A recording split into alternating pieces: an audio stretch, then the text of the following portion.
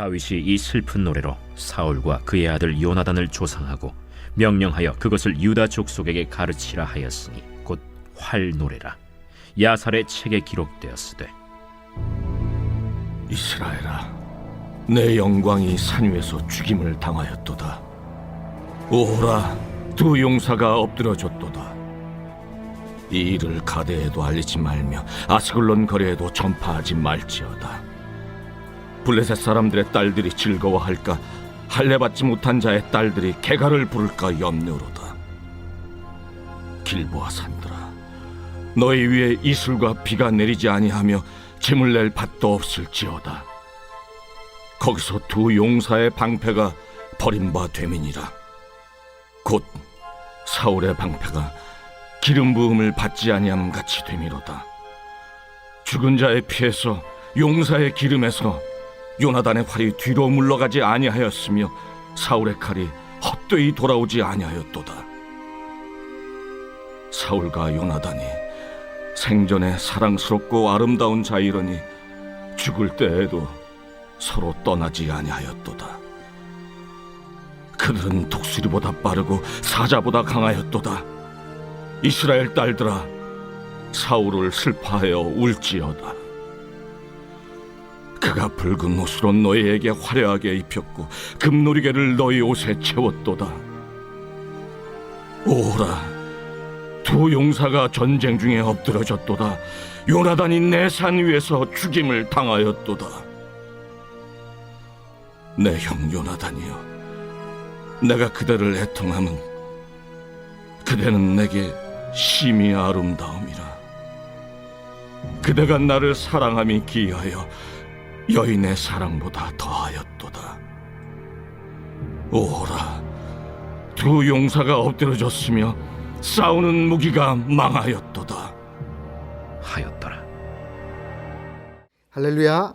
하나님께서 오늘도 귀하고 복된 한 날 주셨습니다. 주신 말씀 통해서 주님과 동행하며 승리하는 하루 되시기를 바랍니다. 어제 본문에 보면 이제 사울과 요나단의 죽음을 이제 다윗이 알게 되죠. 그리고 그 사실, 그 소식을 전했던 아말렉 청년을 처단을 합니다. 이후에 다윗이 그 상황에 대해서, 그 사실에 대해서 굉장히 애통해하는 바로 그런 내용이 오늘 본문에 소개가 되고 있어요. 1장, 사무엘하 1장이 후반부에는 이 활노래라고 해서 아주 유명한 그런 내용인데요. 17절, 다윗이 이 슬픈 노래로 사울과 그의 아들 요나단을 조상하고, 이 조상이라는 뜻은 애가, 비가, 장송곡이란 뜻입니다. 조가를 부르다라는 그런 의미예요. 18절, 명령하여 그것을 유다 족속에게 가르치라 하였으니 곧 활노래라. 야살의 책에 기록되었으되, 이 내용을 가르치라, 슬픔을 기억하라, 후대에게 알려라, 그런 뜻이죠. 활노래라고 명명되는 이 내용이 야살의 책에 기록되었어요. 이 야살은 올고즘, 고결함, 그런 뜻을 갖고 있는데, 고대 영웅들, 신앙의 어떤 조상들의 위대한 일들이나 그런 전승들을 기록을 했던, 그러니까 비하인드 스토리죠. 그것을 기록했던 그런 내용이에요. 여호수아서 10장 12절 13절에 잠깐 언급이 되지만 지금은 소실되어서 사라진 그런 책입니다. 자, 거기에 어떤 식으로 다윗이 애가를 부르는가? 19절, 이스라엘아, 내 영광이 산 위에서 죽임을 당하였도다. 오호라, 두 용사가 엎드러졌도다. 두 용사가 엎드러졌도다. 두 용사라는 표현을 계속해서 씁니다. 사울과 요나단이죠. 사울과 요나단. 여러분, 사울은 다윗의 장인이기도 했지만 사실 애증 관계죠. 너무 힘들게 했잖아요. 다윗을 정말 죽이려고 10년 가까이 이렇게 추적하고 쫓아다니고 막 무기를 집어던졌던 그런 대상입니다. 그런 대상이 죽었어요. 마음속에 사실 통쾌한 마음, 아유 잘됐다라는 그런 마음도 물론 있겠지만, 그럼에도 불구하고 다윗은 한 사람의 죽음에 대해서 그렇게 함부로 하지 않아요. 그리고 요나단은 다윗의 인생에서 어떻게 보면 가장 다윗을 인정해 줬고 다윗을 존중해 주었던 그런 사람입니다. 다윗의 인생을 가만히 보면 그의 아버지에게도 그런 인정을 못 받았던 것 같아요. 그 형제들에게도 무시당했던 그런 인생입니다. 아내가 여러 명 있었지만 정말 마음을 얻어서 사랑을 했던 그런 아내가 누가 있었을까요? 미갈에게도 무시를 당했죠.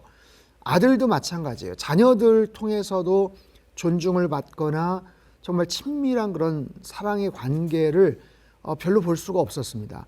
그런데 유일하게 요나단을 통해서 다윗은 자신의 어떤 낮아진 자존감, 그리고 힘들고 위험한 상황 속에서 요나단을 통해서 굉장히 많은 힘과 위로를 얻었죠. 그렇기 때문에 누구보다도 사실 요나단의 죽음에 대해서는 안타까워하고 힘들어하고 속상해합니다.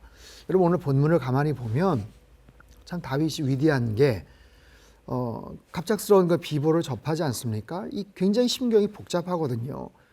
요나단을 생각하면 막 통곡을 하면서 애를 끌으며 비통해야 되지만, 또 사울을 생각하면 또 한편으로는 또 여러 가지 복잡 미묘한 그런 감정이 있어요. 그럼에도 불구하고 그는 하나님 앞에서의 자신의 중심성을 잃어버리지 않습니다.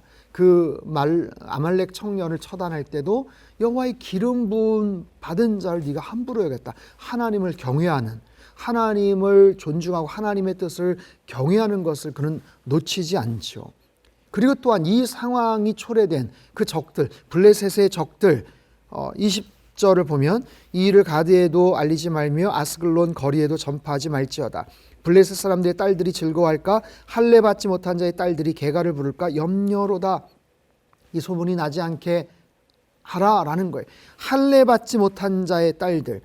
여러분, 적들 앞에서 다윗은 충분히 분노합니다. 그들을 향한 아주 분개함이 있어요. 이것은 사무엘상 17장의 골리앗 앞에서도 볼 수 있었던 다윗의 그런 분노입니다.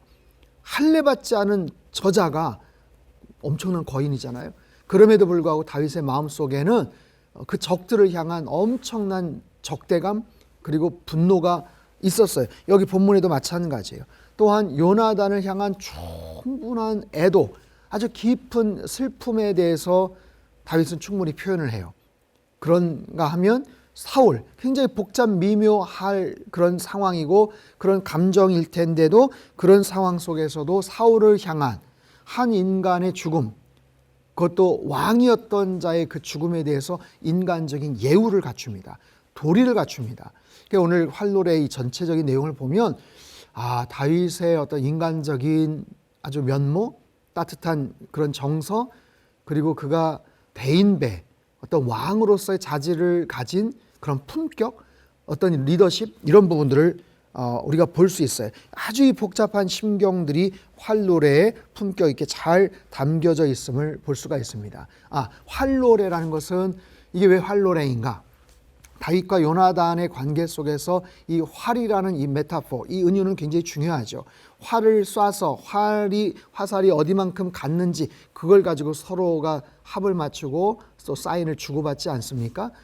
물론 이제 활을 잘 쐈던 그런 용사였기도 하지만, 그래서 요나단을 생각을 할 때 그 활에 대한 그 이미지가 굉장히 강하게 있었던 거예요. 23절을 볼까요? 사울과 요나단이 생전에 사랑스럽고 아름다운 자이러니 죽을 때에도 서로 떠나지 아니하였도다. 그들은 독수리보다 빠르고 사자보다 강하였도다.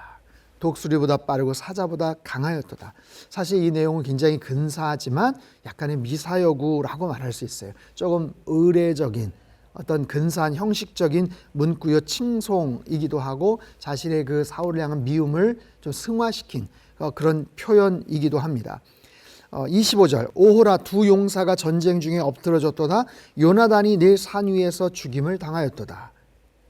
27절 오호라 두 용사가 엎드러졌으며 싸우는 무기가 망하였도다 하였더라. 오호라 두 용사가 사울과 요나단에 대해서 그는 계속해서 부각시키면서 그들의 용맹과 어떤 그들의 서로 간의 애정과 이런 부분들을 사실 굉장히 미화하고 극찬을 합니다.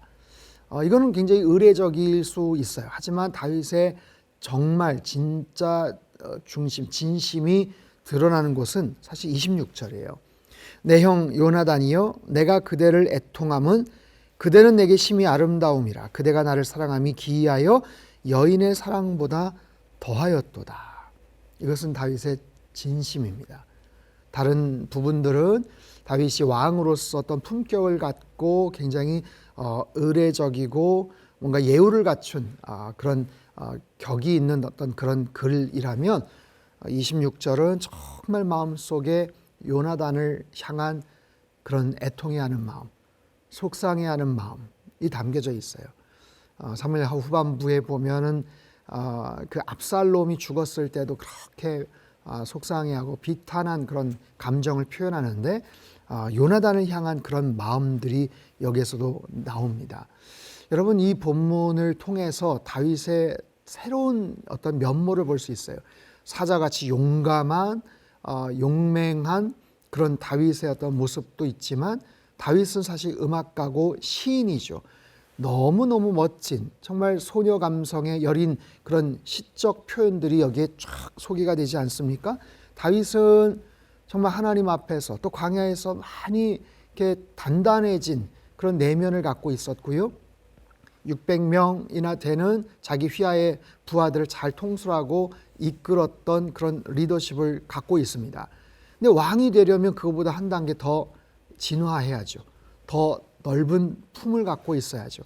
사실 이 부분은 앞으로 사울이 죽고 나서 그 후에 왕이 되기 위한 많은 사람들의 그 마음을 얻을 수 있는 아주 중요한 그런 계기가 되고 토대가 됩니다. 영적 리더십을 갖춘 품격 있는 그런 지도자. 다윗이 어떻게 보면 원수라고 생각할 수 있는 사울의 죽음을 고소해하지 않는구나. 함부로 여기지 않는구나. 저렇게 넓은 도량을 갖고 있구나. 그런 넓은 그런 마음을 갖고 있구나. 왕으로서 될 그런 자격이 충분하다. 그런 마음을 비출 수 있는 그런 내용이기도 합니다. 자, 오늘 본문을 통해서 우리가 알 수 있는 것은 한 사람의 신앙인으로서 우리가 어떻게 살아가야 되는가. 나를 좋아하고 나를 사랑하는 사람에게 잘 대하는 것은 얼마든지 할 수 있죠. 하지만 불편한 관계, 심지어는 다윗과 사울과의 그런 관계처럼 힘들게 했던, 심지어는 원수와도 같았던 그런 사람 앞에서도 우리는 어떻게 행할 수가 있는가. 다윗은요, 소위 말해서 지성과 감성과 영성을 소유했던 그런 사람입니다. 그리고 품격 있는 도량을 가진 그런 영적인 리더였죠. 사랑하는 성도 여러분, 오늘 본문을 통해서 우리의 영적인 지평이 얼마나 깊어져야 되고 또 사람들과의 관계성 속에서 혹시 내가 좀 좁게 감정들을 표현했던 내 마음들을, 내 마음의 어떤 넓이를 좀 폭을 좀 더 확장시킬 수 있는 하나의 어떤 계기가 되고 도전이 되었으면 좋겠습니다. 그리고 바쁘고 분주한 일상에서도 내 주변 사람들 더 많이 다듬어주고 따뜻하게 포용해주는 그런 사람으로 오늘 하루도 여러분 승리하며 살아가시길 주님의 이름으로 축원합니다. 기도하겠습니다. 하나님 아버지, 다윗이 정말 애통해하면서 불렀던 이 활노래를 통해서 다윗이 어떤 영성을 가진 사람인지를 깨닫게 됩니다. 그가 어떤 도량과 품격을 가진 사람인지 알게 됩니다. 하나님, 우리도 하나님 앞에서 신실하게 살아가고 더 굳건한 믿음을 가지되 주변 사람들과의 관계성 속에서도 더욱더 존중받고 더욱더 포용력 있는 그런 도량 있는 그런 넓은 품을 가진 그런 사람으로 살아갈 수 있도록 주님 도와주시옵소서. 내 주변에 혹시 어려움을 표현하고 힘들어하는 사람들이 있다면 손을 잡아주고 도닥여주고 한 번 더 끌어안아줄 수 있는 그런 넓은 마음과 따뜻한 품을 가진 그런 사람으로 오늘 하루도 살아가며 승리할 수 있도록 주님 축복하여 주옵소서. 존귀하신 예수님의 이름으로 감사하며 기도하옵나이다. 아멘.